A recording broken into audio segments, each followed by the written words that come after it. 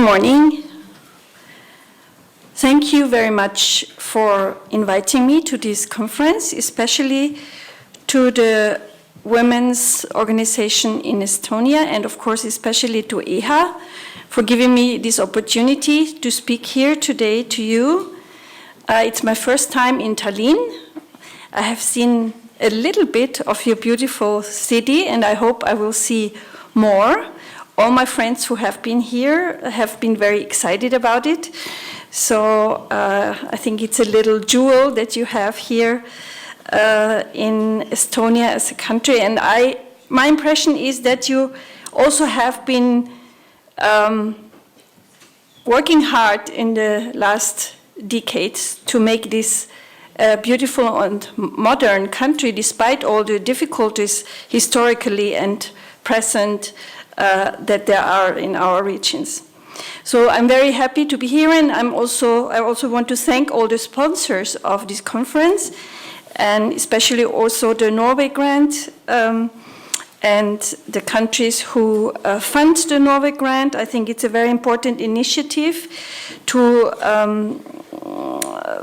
work towards common standards for women and children in Europe to live free from violence. And I think we need these common standards because we still have very diverse situations, even in the EU, not to speak of the wider Europe. I also wanted to congratulate the government and political parties on their activities in this area and their willingness to face the problem, to open the eyes, and to see it as an important issue.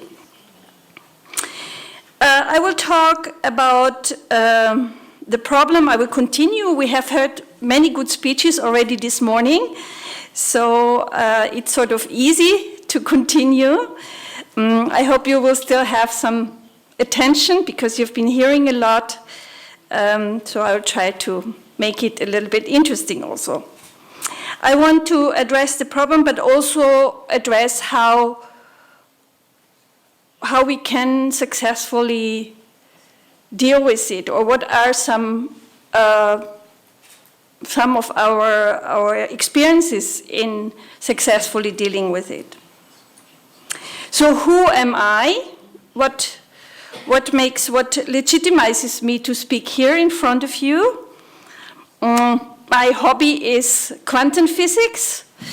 So since a few years, I'm reading about quantum physics. I'm discussing it. I'm fascinated by quantum physics and the idea that there's not only one universe, but multiverses parallel happening. Now maybe there is a similar conference going on just in the parallel universe, and maybe it's a little bit different from ours. So I'm fascinated by quantum physics, but that's not why you invited me here, because I'm not an expert on quantum physics, even if I know a little bit about it, but I haven't studied it, I haven't worked in this field. So you didn't invite me because of quantum physics. So maybe you invited me because I'm an expert in the area of preventing violence against women and children and domestic violence, and indeed I have some experience there. I'm very proud that I was able in Austria, which is also one of the small countries of the European Union, to follow for the last 37 years the developments in this area and also to contribute to it. I'm glad my governments, I have seen many governments in these 37 years, have always been open to women's NGOs, to listen to them, to work together with them, to try to develop measures together. We don't always agree. Sometimes we also disagree and have conflicts, but that is also quite productive. So I'm very glad that I had this opportunity to contribute in my country to some of the developments. For instance, I was in the working group that sort of created this law in '97 that it should be the aggressor who has to leave the house. It's the police emergency bearing order. You probably know about it. It's now already 17 years old, and we have quite some experience with it. We also have reformed it several times over the past years. And there is a new research going on in the European Union that will be presented this week in Lisbon. It's interesting, maybe also for you. It's a kind of mapping or research on all the emergency and protection orders in the 28 European Union countries and how they work and what doesn't work. So we will have a new body of knowledge. That's what we need in this area. We need knowledge also to be able to address the problem. I'm also working for 20 years in the European Network WAVE, and I'm pointing to Eha because I'm very glad that she's an active member of the European Network WAVE, Women Against Violence Europe. We are mainly women's organizations, but also other NGOs working to end violence against women and their children. And we just had our 20th anniversary conference in Vienna and have been trying for 2 decades now to work together in Europe because we don't want to reinvent the wheel. We want to learn from each other. We want to take the best we know and not start all over again. So I think that this European cooperation is very important. And I'm also glad that EHA is one of the board members of the newly founded European Network on Work with Perpetrators. Despite all the work she has here and also in WAVE, where she's contributing, she decided to do that because it's another important part of our work to make sure that the work with perpetrators is safe for the victims. That's a very important principle of that work, and so we know that even if we are very, very busy with supporting the survivors, we need to invest some of our time in and efforts in this area to make sure that there are standards there that are also part of the Istanbul Convention. Now, in the Istanbul Convention, I was lucky to be in the committee who drafted this convention. For 2 years we were sitting in Strasbourg, and I remember also your delegates from Estonia in the committee. It was about 100 people from all Council of Europe member states, of course, and also NGOs, observers, other experts who were present in this committee, about 100 people who had to come to a joint text. And you can imagine that that was not easy, and it's a sort of a miracle to me that it worked. And I think what was driving us, despite all the differences we had, was that we really wanted to make a document that makes a difference in the lives of people, of women and children and men in Europe. That was our common goal, and that made us overcome the differences we had and to come up with a text. Because, you know, in these negotiations, the principle is consensus. There is no majority vote, there is no voting at all, it's consensus. You have to come to a consensus. And this is a consensus document. And I think it's a very good ground for our common work in Europe and in the wider Europe, which I think is also very important, because as much as I'm fond of the European Union and I'm a European citizen, I think we shouldn't forget that the European Union is not Europe, and there are other countries who are also very important, and we are very close together, so we have to work together. So this is a document that addresses all the countries in Europe, and everybody actually also in the world can become a party of this document. And I've just received yesterday a note from the Council of Europe that the Committee of Ministers has adopted now the procedure to nominate the experts who will monitor this document. So that's another important step.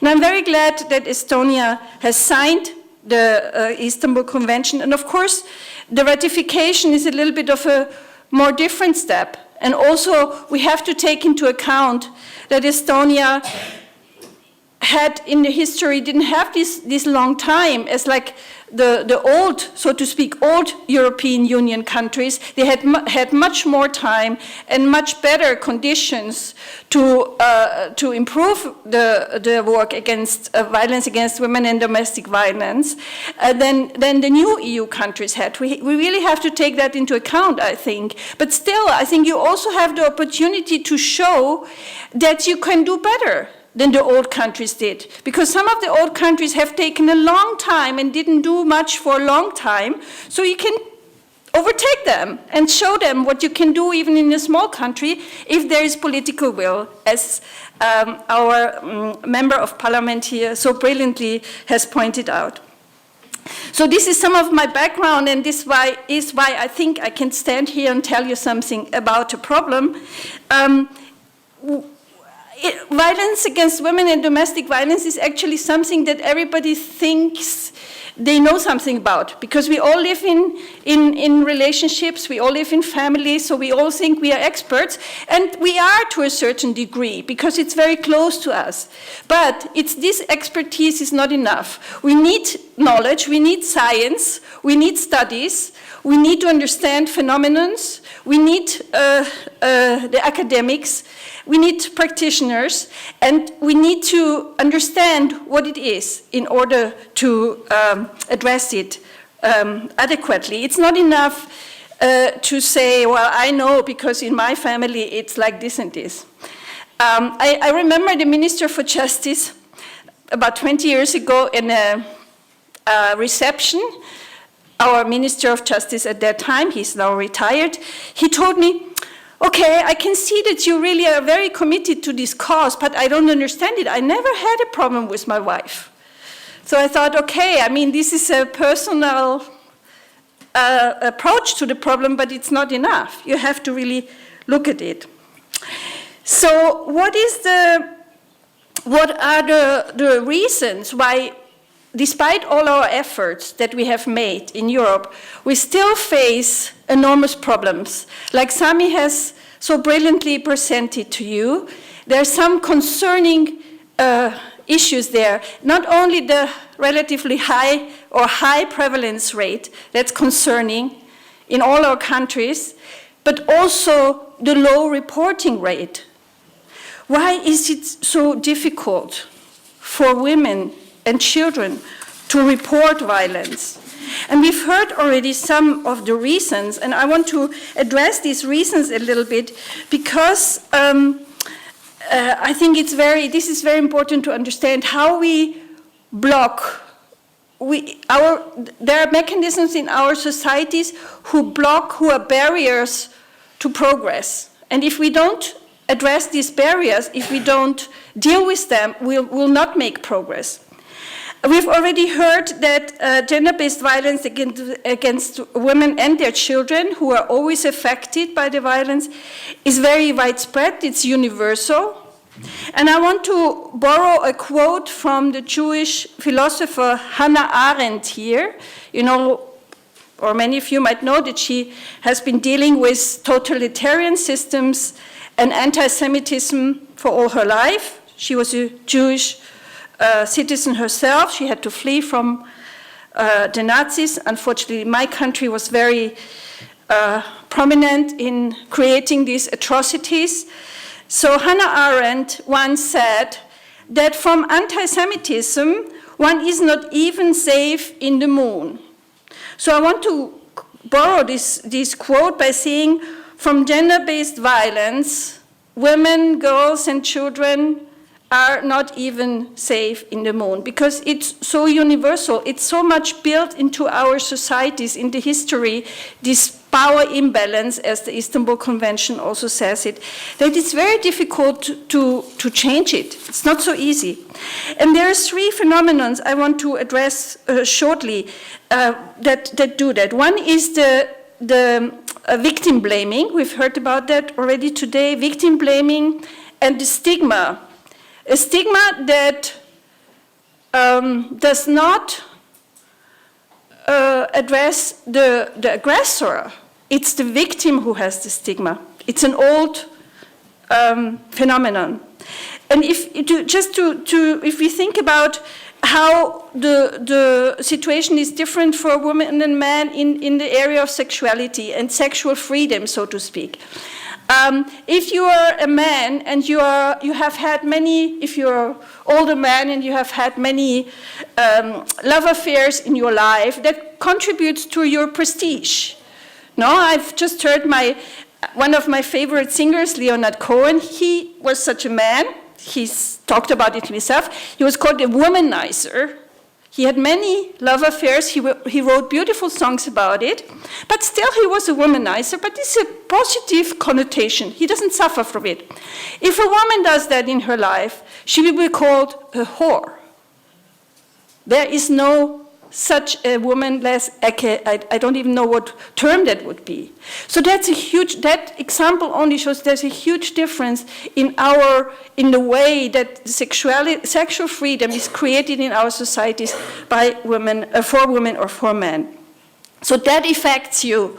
When you as a woman experience a rape and you report it, there's always some either very obvious or underlying connotation that you have somehow caused this rape, that you have somehow misbehaved or transgressed the gender norms or done something bad. That automatically comes in. You will never be an innocent victim as a woman who is raped. You're always somehow guilty. And the woman can feel that. Every woman here who has experienced, and many of us have sexual violence or harassment, know this feeling, what have I done wrong? I shouldn't have gone with him, I shouldn't have done this and that. That's the victim blaming and the stigma that comes from it. So it's very difficult to report. And I think we have to address this constantly and constantly and constantly to get rid of this stigma. The other thing is that it's already a taboo to talk about sexuality. So we still have in our society not a free way of dealing with sexuality. We have difficulties in talking about it. So to demonstrate a little bit, I want to give you 1 minute. Maybe you have experienced this exercise before. I give you 1 minute or 2 minutes now to talk to your neighbor or one of your neighbors about your first sexual experience in your life, to test how it feels to talk in public about sexuality. So if you dare to do that for 1 minute or 2 minutes, please try.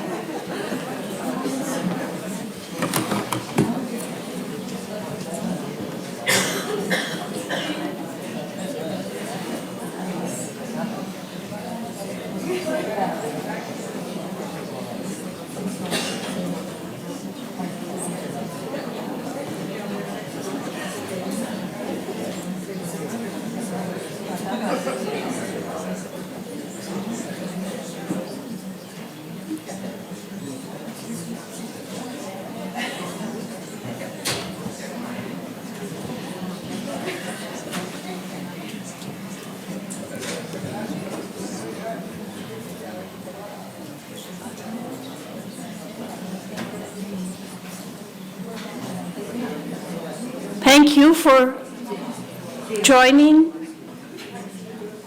Just finish your sentences. You can't stop now. Yeah.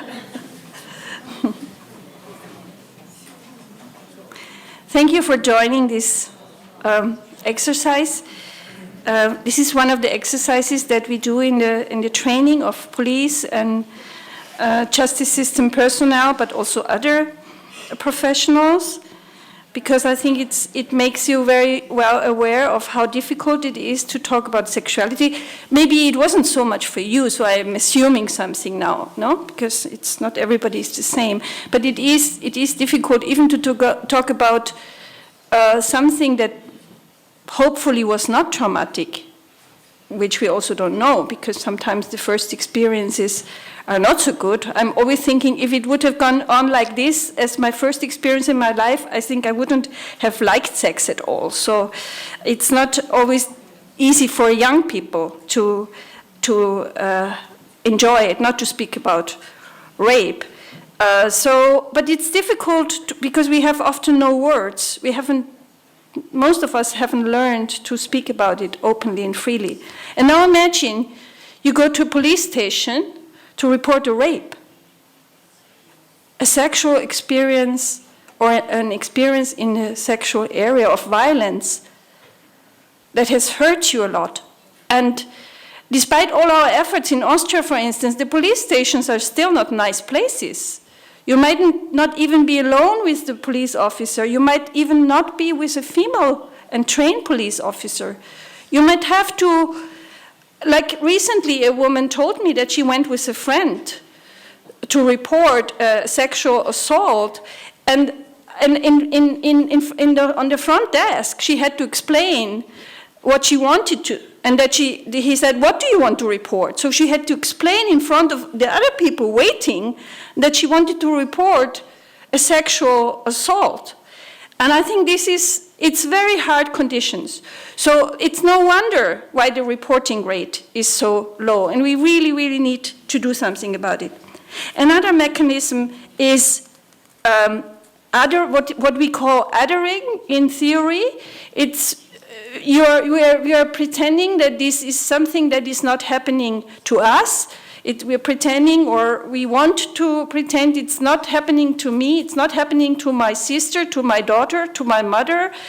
It's happening to the other, because the other has maybe done something. This is a way of protecting ourselves. In psychology, you would say it's a protection mechanism, this othering, because it's threatening to our self to imagine that this attack on our physical, sexual, and psychological integrity can happen. So we have to build a resistance, and what we do is we build resistance against other victims, the othering. So this is something we have to overcome also. We have to say it's us, it's all of us, it's all people in our society, and if it happens to one child, whoever this child is, it's happening in our society, and we are responsible for stopping it. Because if we engage in this othering, it also isolates the survivors. It isolates the people from the community, and this is a very bad mechanism in our society. So I think it's always very important to say it's happening in our society, and to feel responsible for whoever the victims are, and also for the perpetrator. It's also not good to sort of isolate the perpetrator, to try to eliminate him, so to speak, from our community. Because also the perpetrators, as much as they have to be made accountable for their deed, they are not solely responsible for having become a perpetrator. They haven't been born violent. Every child is born the same and is open to the world.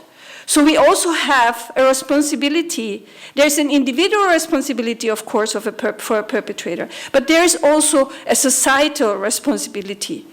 And the ambassador of Norway said this morning that this sentence, what was it? I was writing it down. A good childhood lasts a lifetime, which I think is a wonderful sentence. But we also have to make sure that a bad childhood does not last a lifetime. The children and young people have the chance to overcome. Of course, first of all, we have to make sure that they don't experience a bad childhood. But if they do, which unfortunately happens in our societies, we have to help them to overcome so that they don't suffer all their lives and have a higher risk to become either victims or perpetrators of violence. Another phenomenon that I wanted to address is denial. We have heard this, I think also the Minister for Justice addressed it. It's not happening, and it's not happening in our town. It's, especially with child sexual abuse, that's probably the most hidden form of sexual violence. Children are hardly ever believed. I've seen that many times, and it breaks my heart that children in court are so easy to silence if they can speak at all. We don't want to believe that parents can do that to their children, and we don't think that a father, or often it's a father that looks so nice and talks so nice, can be abusive. So we adults tend to believe the adults and not the children. And so I would say child sexual abuse is one of the most hidden and unpunished form of violence in the family. And that's really bad. We really need to do something about it. Women are accused of inventing violence, of bringing forward false accusations, these stereotypes you hear very often. As soon as you discuss, one of my jobs is also I'm teaching at the University for Applied Science in School for Social Work, and I discuss this with my students.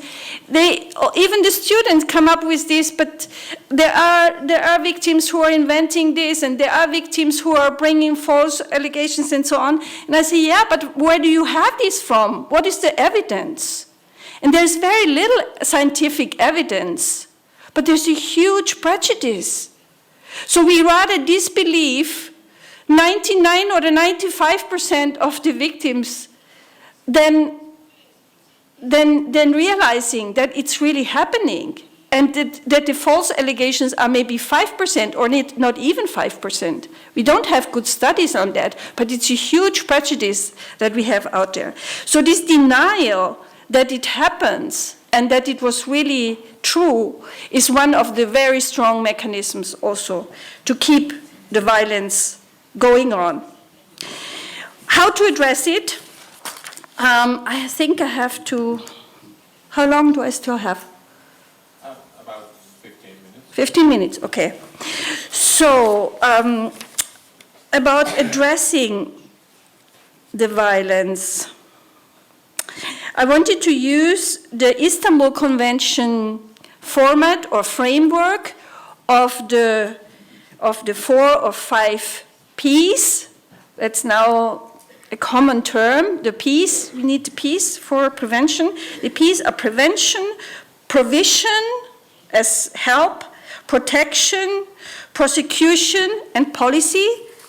So I want to address this a little bit.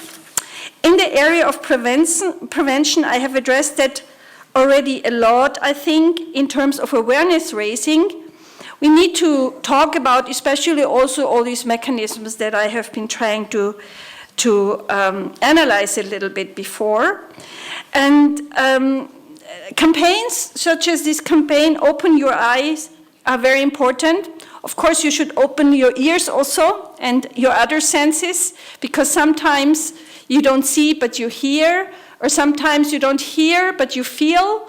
So to be very attentive, attentiveness to what is happening around us and the signals.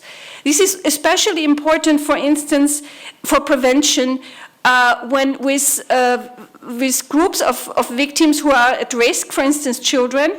And I need to tell you one of the worst stories that we had in Austria in this area, which is a story not only of domestic violence, it's a story actually of torture and slavery. I'm sure you've heard about it. It's the story of Elizabeth, who was captured by her father, put into the cellar and kept there for many, many years. He raped her repeatedly, and she had several children of him. So it's a very extreme story in some ways, but on the other hand, I think there are more of these kind of stories of torture and slavery in the so-called private sphere than we know or that we want to know. And there are two courageous women from Canada who for many years now are working on this issue of of torture by non-state actors to make us aware of these stories and to prevent, to say, oh, this is only the extreme, happens very rarely. It doesn't happen so rarely. Just we don't recognize and we don't realize it often. This Elizabeth, when she was a youngster, she was 16 or 17, she tried to run away from her family, from her father especially. But she was brought back by social services, by child protection, because the father managed, this is a rural area in Austria, the father managed to convince the social services people that she was a bad girl. She's about to have sexual relationships with every boy and so on and so on. So he managed to discredit her. So she had nowhere to go. She had to go back home. And then he thought, okay, she's probably running away again, so I better lock her up in the cellar. So we had a chance, and that makes me so angry. We had a chance in Austria, or several chances, to avoid this, and we didn't take them. So I think it's very important that we realize what's happening, we open our eyes, and we act on behalf of the children and of the women that are in danger. So this is the prevention area. The provision area, the help, we have already heard how important the health sector is from Sami. We have heard what an important role the general services and social services play as a first contact point. But then also we need to refer the survivors to specialized services. We have heard that also and the minister has confirmed that this is an important area. Just like in the health sector, not with every health problem you can go to a general practitioner. You need the specialist. So in this area, we need the specialist women's and children's support services. And there are standards in the Istanbul Convention, and also the EU Victims Directive is talking about this importance of specialized services. So the standards set out in the Istanbul Convention is that there should be at least one national women's helpline, that there should be women's shelters in all areas, and then in the explanatory report it talks about one place per 10,000 inhabitants. So I'm not sure where you are in Estonia according to this standard. And there should also be women's counseling and crisis centers, also some who are specialized on sexual violence and rape, or within the center you can specialize on different areas of violence, because you need to have a special knowledge and special skills if you work with survivors of sexual violence and rape. So these are some of the minimum standards that in the next years we want to together in Europe realize. In the area of protection, we need immediate protection in an acute situation. Immediate protection can mean that you have the right to go to a women's shelter with your children. Immediate protection can also mean, or should also mean, that you have the ability to stay at home. So both options are very important. It's not one or the other, it's both. And in Austria, where we have 30 women's shelters and the law to expel the aggressor, the red card, as we say, we need both elements, because not all women turn to the police. Not all women can stay in their house for various reasons. For instance, the family lives there. No way that the police can expel the aggressor, but not the whole family. So we need the women's shelters, and we need the right to be safe at home and to have a good emergency bearing order. I don't know what your situation in the moment is regarding emergency bearing order. Maybe we'll talk about it tomorrow when we do a little expert meeting.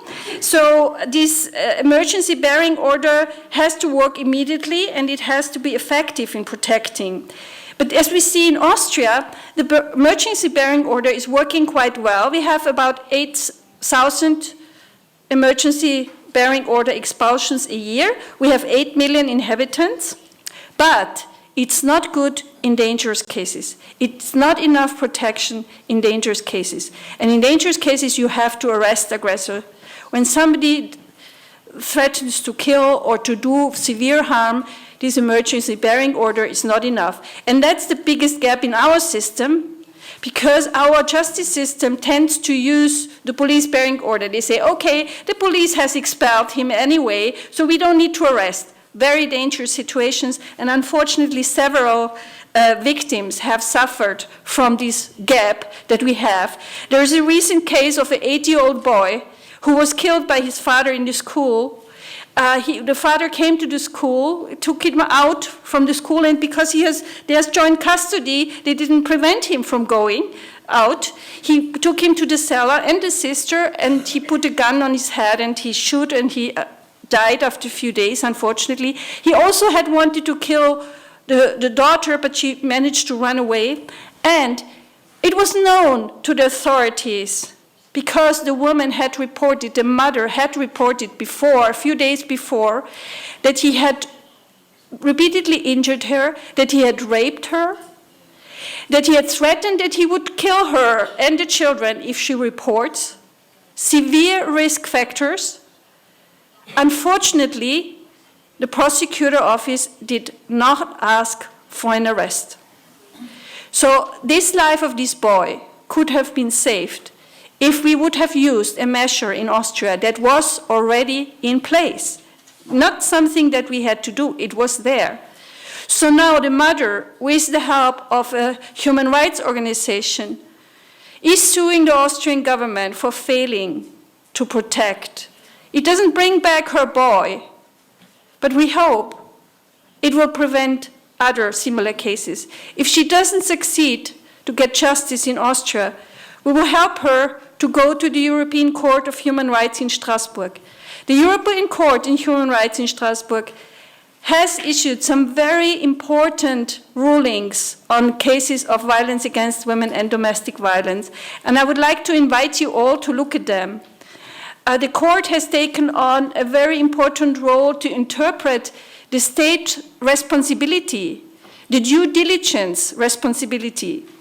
So which means that whenever there is a sign for danger, the state has to actively protect. It's not enough to file a report. You have to see what to do immediately to prevent such kind of violence. So this is an area where we have to do more together to make sure that these escalations of violence that we have in several areas don't happen, and that we save the lives of women and their children when they try to leave, because we know that leaving is a very dangerous time. And when the Minister for Justice told before that the homicide rate went down in Estonia, which is very, very good, and I congratulate you for it. I think it's very important, and in the long run it will also help the women and children. But now at the moment it's the women and children homicide rate, or at least the women's homicide rate seems to go up. So that's an alarming sign, and I think it comes from the situation that when women try to leave, they're in more danger. So to become equal in our societies is a threat to some of the men, and they kill because they don't want to lose the woman, so to speak. So I think we have to be very careful in which way we help the woman, and if she leaves, if she separates, we have to look after her and after the children in a especially careful way. So thank you very much for your attention. Thank you, Rosa. Kui kellelgi on küsimusi, siis meil on mõni minut aega praegu.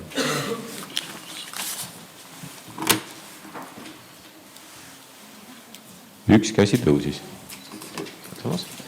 Üks hetk. Mikrofoni läheb ka vaja. Siis saavad tõlgid õigesse keelde ümber panna kogu jutu.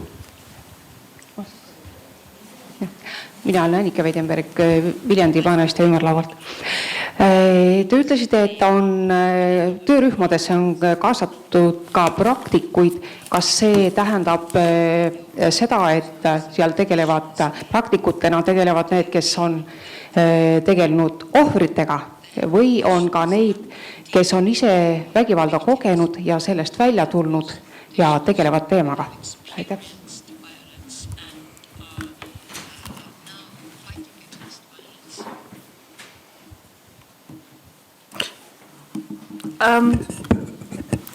Well, both.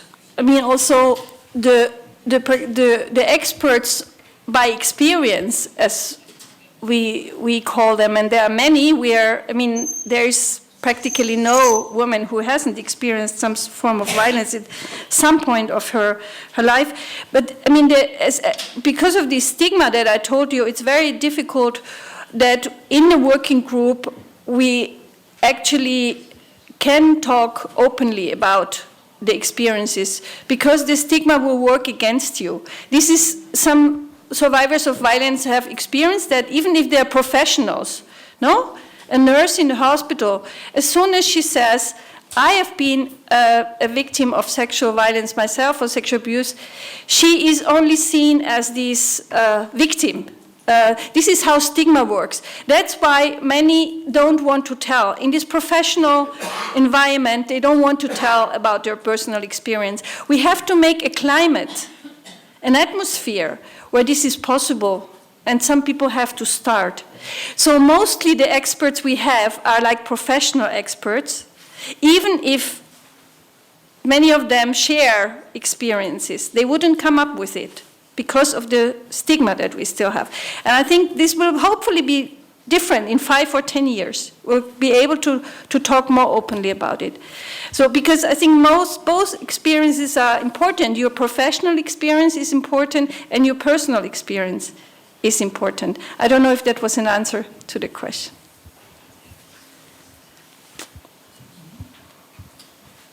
Ma ei näe rohkem küsimusi. Täname kõnelejat.